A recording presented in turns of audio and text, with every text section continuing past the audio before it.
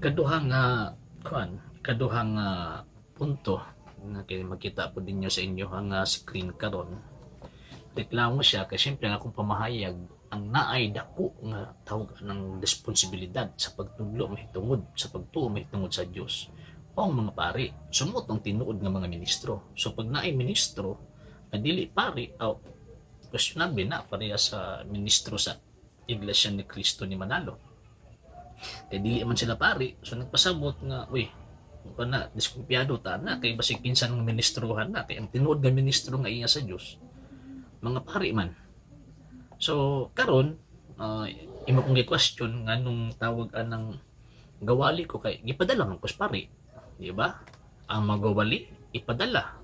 So si San Pablo na gipadala nga tawag anang mga magawali kay matong tanawon ang first century Christians, dili man sila basta-basta mutudlo o tawag ining magsangya o mandalipod sa pagtuo kung wala gipadala.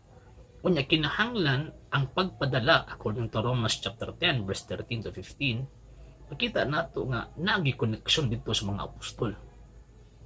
Wala nga ako nagtudlo ko, nagwali ko tungod kay ang among mga kaparian na ay connection padulong dito sa mga apostol kung ato ang i-trace, ato ang subayon gikan karon hangtod dito sa mga apostol. Ya kamo matrace ka na inyong pundok. Sangko lang gid mo dito sa anghel nga way pako.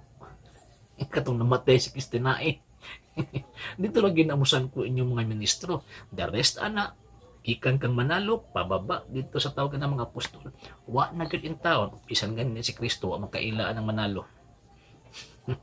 Muna nga, mureklamo ka, okay naman na, imuhawan ng katungod nga mureklamo ka, pero nagpabilin ang kamatuuran, nagpabilin ang tinuod ng simbahang Katolika, gitukod ni Kristo, naalin na ang mga pari nga naida kong otoridad sa pagtudlo, mahitungod sa Dios at the same time nagpadala og mga laiko aron sa pagtabang kanila sa pagtudlo sa matuod nga pagtuo. Mo bitaw nga di mo kasagang, mo bitaw nga dili mo makabarog ngano man tungod kay daghan ang nitabang sa makaparian aron sa pagpanalipod pagsangyo mahitungod sa pagtuong Katolika. Alang sa mga dugang videos and informations, just click like, subscribe, then click the notification bell for more updates.